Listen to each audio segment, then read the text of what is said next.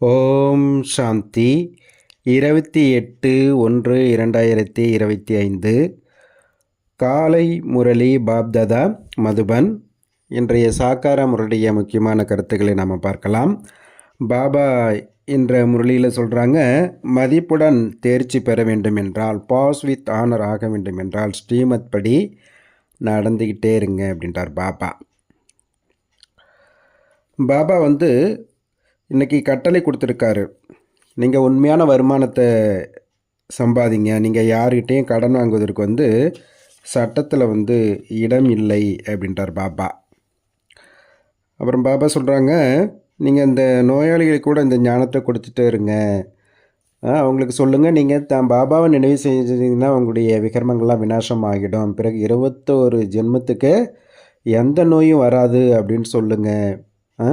அவங்க இந்த மகிழ்ச்சிகரமான செய்தியை கேட்டு உங்கள் மீது பலியாகி விடுவாங்க அப்படின்றார் பாபா. அப்புறம் பாபா சொல்கிறாரு, நீங்களும் நர்ஸுக்கு சமமான சேவை செய்கிறீங்க, நீங்களும் நர்ஸு தான்.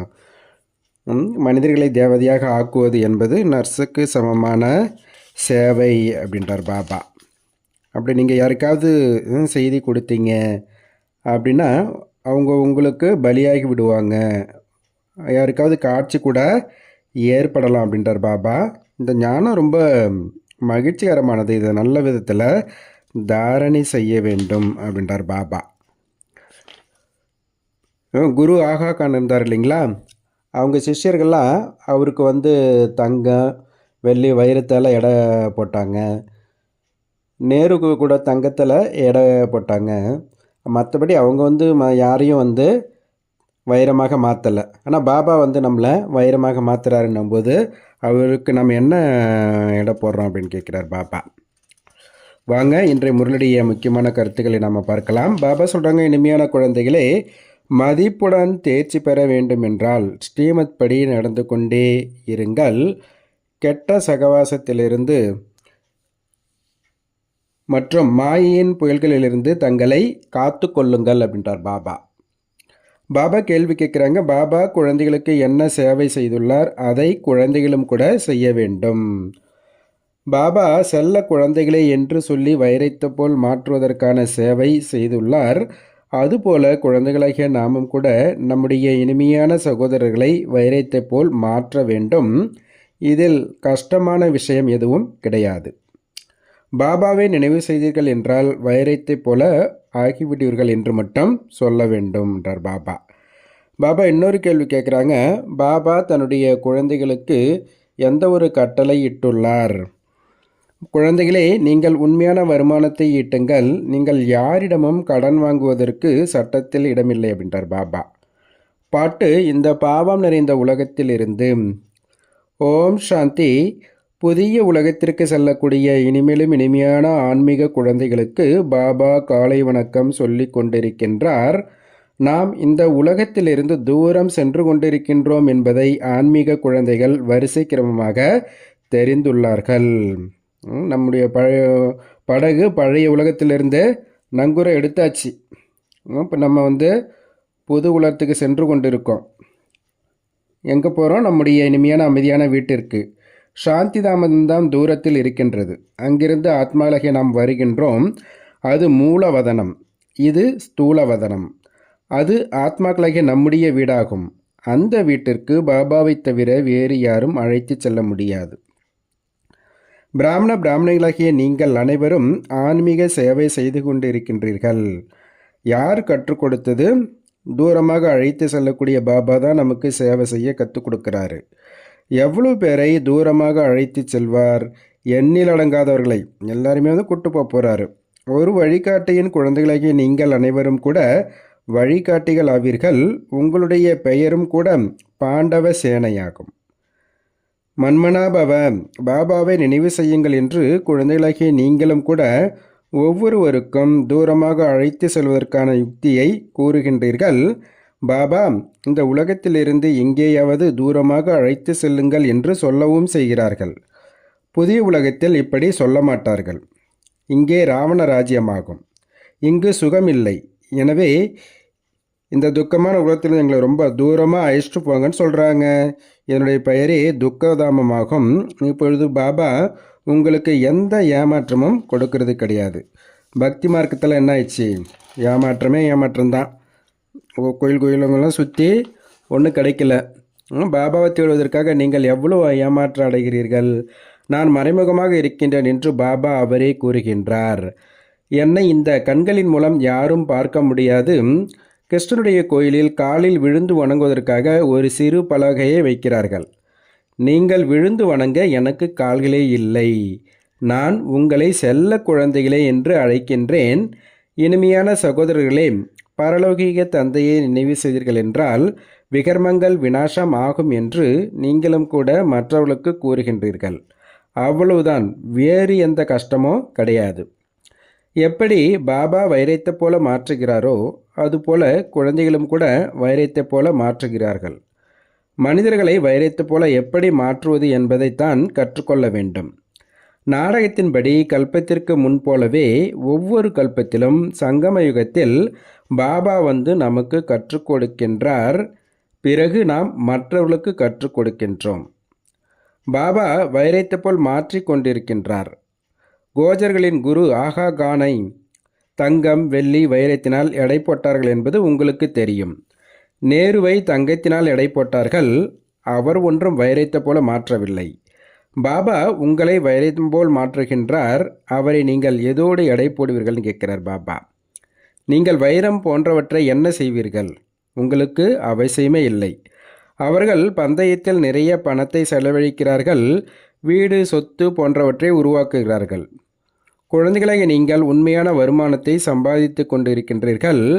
நீங்கள் யாரிடமாவது கடன் வாங்கினீர்கள் என்றால் பிறகு 21 பிரிவுகளுக்கு நிறைத்து கொடுக்க வேண்டியிருக்கும். நீங்கள் யாரிடமும் கடன் பெறுவதற்கு சட்டமில்லை. இந்த சமயத்தில் அனைத்தும் பொய்யான வருமானம் என்பதை நீங்கள் தெரிந்துள்ளீர்கள். இவை சோழிகள், அனைத்தும் அழியப் போகின்றது என்பதை பாபா பார்த்திருக்கின்றார். நமக்கு வைரங்கள் கிடைக்கின்றது. எனவே இந்த சோழிகளை வைத்து கொண்டு என்ன செய்வீர்கள்? தந்தையிடமிருந்து ஏன் நாம் எல்லையற்ற ஆசையை அடையக்கூடாது? உணவு கிடைக்கத்தான் வேண்டும். ஒரு பழமொழி இருக்கின்றது, யாருடைய கைகள் இப்படி இருக்கின்றதோ அவர்கள் முதல் நம்பரை அடைந்து விடுகிறார்கள். பாபாவை பொற்கொள்ளர் என்றும் சொல்கிறார்கள் அல்லவா? எனவே பாபா கூறுகின்றார், உங்களுடைய பழைய பொருட்களை மாற்றி கொடுக்கின்றேன். யாராவது இறந்து விடுகிறார்கள் என்றால் அவருடைய பழைய பொருட்களை தோட்டிக்கு கொடுத்து விடுகிறார்கள் அல்லவா? பாபா கூறுகின்றார், நான் உங்களிடமிருந்து என்ன எடுத்துக்கொள்கின்றேன்? இந்த மாதிரியை பாருங்கள். திரௌபதி ஒருவர் மட்டும் இல்லை அல்லவா? நீங்கள் அனைவரும் திரௌபதிகள் ஆவீர்கள். பாபா, நாங்கள் துகிலிருக்கப்படுவதிலிருந்து எங்களை காப்பாற்றுங்கள் என்று நிறைய பேர் அழைக்கிறார்கள். பாபா எவ்வளவு அன்போடு புரிய வைக்கின்றார். குழந்தைகளே, இந்த கடைசி பிரிவில் தூய்மையாக ஆகுங்கள். பாபா குழந்தைகளுக்கு கூறுகின்றார் அல்லவா, என்னுடைய தாடிக்கு மரியாதை வையுங்கள் அப்படின்றார் பாபா. அவர் வயசுக்கு பாபா நமக்கு எவ்வளோ காலமாக சொல்லி கொடுத்துட்ருக்காங்க. அது கொஞ்சம் ரெஸ்பெக்ட் கொடுங்க, குலத்துக்கு களங்கம் ஏற்படுத்தாதீர்கள் அப்படின்றார் பாபா. நம்ம போல் வைரம் போல் மாற்றுறாருன்னா இந்த சிவபாபா எவ்வளோ நினைவு செய்யணும். பிரம்மா பாபா கூட என்ன சொல்கிறாரு, என்ன நினைவு செய்யறதுனால விகர்மங்கள்லாம் விநாசமாகாது. நான் உங்களுடைய குரு கிடையாது. எனக்கு கூட சொல்லி கற்றுக் கொடுக்கப்பவர் யார்? சிவபாபா. அவர் என்ன சொல்லித்தராரோ அதை நான் உங்களுக்கு சொல்லி கொடுக்குறேன். வைரத்து போல் ஆகணும்னா சிவபாபாவை நினைவு செய்யுங்கள். பிரம்மா பாபா கூட சொல்லி கொடுக்குறாங்க. பக்தி மார்க்கத்தில் சிலர் தேவதையுடைய பக்தி செஞ்சிட்ருக்காங்க. இருந்தாலும் கூட புத்தி கடை தொழில் பக்கம் ஓடிக்கிட்டே இருக்குது. ஏன்னா அதிலிருந்து வருமானம் வருது. அதில் ஸ்தூலமாக கண்ணில் பார்க்குறதுக்கு தெரியுது. அதனால் அந்த ஞாபகம் நிறைய வருது. இங்கே சூட்சமான வருமானம். புத்தி அங்கங்கே ஓடும்போது பிரம்மா பாபா கூட என்ன சொல்கிறார், இந்த நினைவு ஏன் வருதுன்னு தன்னை ஒரு அறைந்து கொள்வார். பாபா அவருடைய அனுபவத்தை சொல்கிறாரு. இப்போ நீங்கள் குழந்தைகள், ஆத்மாக்கள், நாம் ஒரு பாபாவைத்தான் நினைவு செய்ய வேண்டும். ஆனால் மாய் என்ன பண்ணுதான், அடிக்கடி மறக்க செய்யுது அப்படின்றார் பாபா. பாபா சொல்கிறாங்க, இப்போ நீங்கள் உங்களுக்கு நன்மை செய்தவர்களும் கூடவே மற்றவங்களுக்கு நன்மை செய்யுங்க, சேவை நிலையங்கள்லாம் ஆரம்பிங்க அப்படின்றார் பாபா. பாபா சொல்கிறார், நான் வல்லாக இருக்கேன், எனக்கு அதனுடைய அவசியமும் கிடையாது. இந்த கட்டிடம் போன்ற கூட குழந்தைகளாக உங்களுக்காக தான் உருவாக்கப்படுகிறது அல்லவா? சிவபாபா நம்மை வைரம் போல் ஆக்க வந்திருக்கின்றார். இங்கே நீங்கள் என்னெல்லாம் செய்கிறீங்களோ அதெல்லாம் உங்களுக்குரிய காரியத்துக்கு தான் செலவு பண்ணுறீங்க அப்படின்றார் பாபா. பாபா சொல்கிறாங்க, எந்த அளவுக்கு முயற்சி செய்வீர்களோ அந்த அளவுக்கு சுகதாமத்தில் உயர்ந்த பதவி அடைவீர்கள். அனைவரும் சொர்க்கத்திற்கு செல்வார்கள் அல்லவா. பாரதம் புண்ணிய ஆத்மாக்களின் உலகமாக இருந்தது. பாவம் என்ற பெயரே இருக்கவில்லை என்பதை பாரதவாசிகள் தெரிந்துள்ளார்கள். இப்பொழுது பாவாத்மகளாக ஆகிவிட்டார்கள். இது ராவண ராஜ்யமாகும். சத்தியுகத்தில் ராவணன் இருக்கிறது கிடையாது. அரை கல்பத்திற்கு பிறகு தான் இந்த ராவண ராஜ்யம் கூட வருது. பாபா இவ்வளவு புரிய வைக்கிறாரு, இருந்தாலும் புரிந்து கொள்வது கிடையாது. கல்பமாக இப்படி தான் நடந்து வந்திருக்கின்றது. இது ஒன்றும் புதிய விஷயம் இல்லை அப்படின்றார் பாபா. பாபா சொல்கிறாரு, சில நேரங்களில் ரொம்ப குஷியாக இருக்காங்க, சில நேரங்களில் துக்கம், மாயினுடைய புயல் மற்றும் கட்ட சகவாசம் வந்து பின்னாடி தள்ளிடுது, குஷி மறைஞ்சிடுது. எல்லோருமே அந்த எழுச்சி விழிச்சின்றது எல்லோருக்கும் வரதான் செய்துன்றார் பாபா. நல்ல சேர்க்கை உயர்த்தும், கெட்ட சகவாசம் வீழ்த்திவிடும் பாடப்பட்டிருக்கு இல்லைங்களா. ராவனுடைய சகவாசம் வீழ்த்திடுது, ராமனுடைய சகவாசம் உயர்த்துது. ராவனுடைய வழிப்படி நடந்ததுனால இப்படி ஆகிட்டாங்க. தேவதைகள் கூட இறங்கும் மார்க்கத்தில் செல்கிறார்கள். அதனால தான் அவங்களுடைய சித்திரத்தை கூட எவ்வளோ மோசமாக காட்டுறாங்க அப்படின்றார் பாபா. பாபாவுக்கு முன்னாடி ஒரு நர்ஸு அமர்ந்திருக்காங்க. பாபா அந்த குழந்தைக்கு சொல்கிறாரு, நீங்கள் நர்ஸாக இருக்கீங்க, அந்த சேவையும் செய்து கொண்டிருங்கள், கூடவே இந்த சேவையும் செய்யலாம் அப்படின்றார் பாபா. நர்ஸுனாலே சேவை தான் இல்லையா. நோயாளிகளுக்கு சேவை பண்ணுறாங்க, கூடவே நீங்கள் அவங்களுக்கு ஞானம் கொடுக்கக்கூடிய சேவை கூட செய்யலாம். நோயாளிகளுக்கு கூட இந்த ஞானத்தை சொல்லிக்கிட்டே இருங்க. பாபாவை நினைவு செய்தீர்கள் என்றால் விகர்மங்கள் விநாசமாகும். பிறகு 21 பிறவிகளுக்கு நீங்கள் நோயாளிகளாக ஆக மாட்டீர்கள். யோகத்தின் மூலம்தான் ஆரோக்கியம் மற்றும் இந்த 84 பிறவிகளின் சக்கரத்தை தெரிந்து கொள்வதன் மூலம் செல்வம் கிடைக்கின்றது. நீங்கள் அதிக சேவை செய்ய முடியும், நிறைய பேருக்கு நன்மை செய்வீங்க அப்படின்றார் பாபா. உண்மையில் நீங்கள் அனைவரும் கூட நர்ஸுகள் ஆவீர்கள்.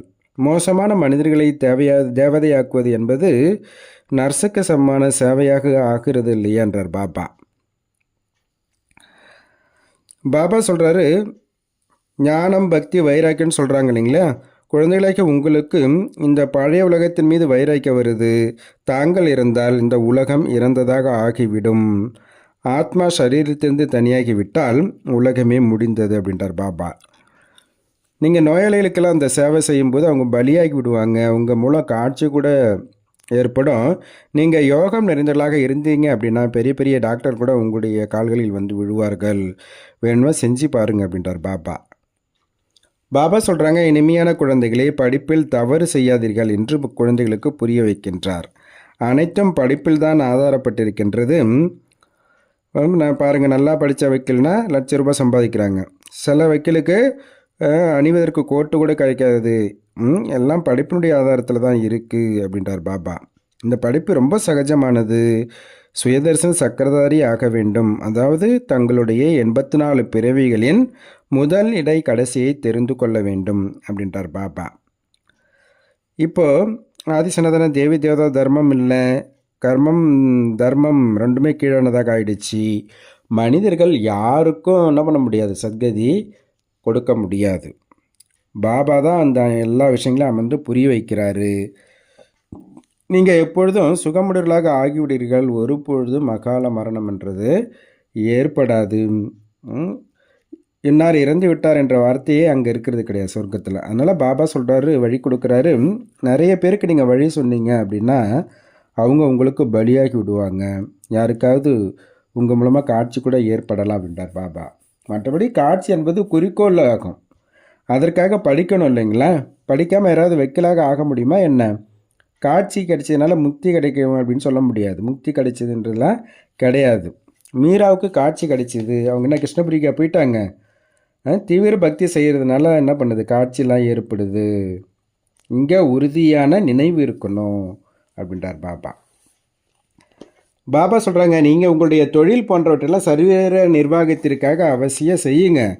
ஆனால் தங்களை ட்ரஸ்டி என புரிந்து கொண்டு செய்தீர்கள் என்றால் உயர்ந்த பதவி கிடைக்கும் என்று பாபா புரிய வைக்கின்றார். ஏன்னா பற்று விலகிடுது இல்லைங்களா. மற்றபடி இந்த பாபா எடுத்துக்கொண்டு என்ன செய்ய போகிறாரு, இவர் எல்லாத்தையும் விட்டுட்டார். வீடு வாசல் மாளிகைகள் போன்றவெல்லாம் கட்ட வேண்டியதில்லை. இங்கு கட்டடம் கட்டுகின்றோம். ஏனென்றால் நிறைய குழந்தைகள் வருவாங்க. பாபா சொல்கிறாங்க, அபூர்வத்திலிருந்து இங்கிருந்து வரிசை நிற்கும். இப்பொழுது உங்களுடைய தாக்கம் ஏற்பட்டால் புத்தி கெட்டுவிடும். பெரிய மனிதர்கள் வருகிறார்கள்னா கூட்டம் கூடிவிடும். உங்களுடைய தாக்கம் கடைசியில் ஏற்பட வேண்டும் அப்படின்றார் பாபா. பாபாவை நினைவு செய்வதற்கான பயிற்சி செய்ய வேண்டும். அதன் மூலம் பாவம் அழியும். இப்படி நினைவில் சரீரத்தை விட வேண்டும். சத்தியுகத்தில் சரீரத்தை விட்டால் ஒன்றை விட்டு விட்டு வேறொரு புதியதை எடுப்போம் என்று புரிந்து கொள்வார்கள். இங்கே எவ்வளவு தேக அபிமானம் இருக்கிறது, வித்தியாசம் இருக்கிறது இல்லையான்றார் பாபா. இந்த விஷயங்கள் எல்லாத்தையும் நோட் பண்ணிக்கணும், மற்றவங்களையும் நோட் பண்ண வைக்கணும் அப்படின்றார் பாபா. மற்றவர்களை தங்களுக்கு சமமாக வைரம் போல் மாற்ற வேண்டும். இதில் எந்த அளவுக்கு நீங்கள் முயற்சி செய்கிறீங்களோ அந்த அளவுக்கு உயர்ந்த பதவி அடைவீங்க அப்படின்றார் பாபா. இந்த ஞானம் மிகவும் மகிழ்ச்சிகரமானது. இதனை நல்ல விதத்தில் தாரணை செய்ய வேண்டும் அப்படின்றார் பாபா. பாபா சொல்கிறதெல்லாம் கேட்குறோம், பிறகு இருந்த இடத்துலையே இருந்துட்டோம். அப்படி கிடையாது. பாட்டிலுக்கு கேட்டீங்க இல்லையா, கூடவே அழைத்து செல்லுங்கன்னு சொல்கிறாங்க. இந்த விஷயங்களெல்லாம் நீங்கள் முன்னாடி புரியாமல் இருந்தீங்க, இப்போ பாபா புரிய வைக்கிறாரு, இப்போ நீங்களும் புரிஞ்சுக்கிறீங்க அப்படின்றார் பாபா. தாரணைக்கான முக்கிய சாரம், ஃபஸ்ட்டு பாயிண்ட்டு, படிப்பில் ஒருபொழுதும் கவனக்குறைவாக அலட்சியமாக இருக்கக்கூடாது. சுய தரிசன சக்கரதாரியாக ஆகி இருக்க வேண்டும். வைரத்தை போல் ஆக்கும் சேவை செய்ய வேண்டும். ரெண்டாவது பாயிண்ட்டு, உண்மையான வருமானத்தை ஈட்ட வேண்டும் மற்றும் ஈட்ட வைக்க வேண்டும். தங்களுடைய பழைய பொருட்கள் அனைத்தையும் மாற்ற வேண்டும். கெட்ட சகவாசத்திலிருந்து தன்னை பாதுகாத்து கொள்ள வேண்டும் அப்படின்றார் பாபா. பாபா இன்னைக்கு வரம் கொடுக்குறாங்க. உலகத்தின் ஒளியாகி பக்தர்களை பார்வையாலே தீர்த்திவிடக்கூடிய தரிசனத்திற்கு உகந்த மூர்த்தி ஆவீர்களாக. முழு உலகமே உலகத்தின் கண்களாகிய உங்களுடைய பார்வை பெறுவதற்கான எதிர்பார்ப்பில் இருக்கிறார்கள். உலகத்தின் ஒளிகளாகிய நீங்கள் தங்களது சம்பூர்ண ஸ்டேஜ், அதாவது முழுமையான நிலை அடைந்துவிடும் பொழுது, அதாவது சம்பூர்ணதா முழுமை என்ற கண்களை திறந்து விடும் பொழுது ஒரு நொடியில் உலக மாற்றம் ஏற்படும். பிறகு தரிசனத்திற்கு உகந்த ஆத்மாக்களாகிய நீங்கள் தங்களது பார்வையினாலேயே பக்த ஆத்மாக்களை திருப்திப்படுத்தக்கூடியவர்களாக ஆகிவிடுவீர்கள். பார்வையினாலேயே திருப்திப்பட்டு விடக்கூடியவர்களின் நீண்ட வரிசை இருக்கின்றது. எனவே சம்பூர்ணதா என்ற கண்கள் திறக்கட்டும். கண்களை கசக்குவது, மேலும் சங்கல்பங்களில் மூச்சு திணறுவதையும் தூங்கி விழுவதையும் நிறுத்திவிடுங்கள். அப்பொழுது தரிசனத்திற்குரிய மூர்த்தியாக ஆகிவிடுவீர்கள் அப்படின்றார் பாபா. ஸ்லோகன் சொல்கிறாரு, தூய்மையான சுபாவம் பணிவுடைமையின் அடையாளமாகும். நீங்கள் தூய்மையாக ஆனீர்கள் என்றால் வெற்றி கிடைக்கும் அப்படின்றார் பாபா. நல்லது. ஓம் சாந்தி, ஓம் சாந்தி, ஓம் சாந்தி. நன்றி பாபா.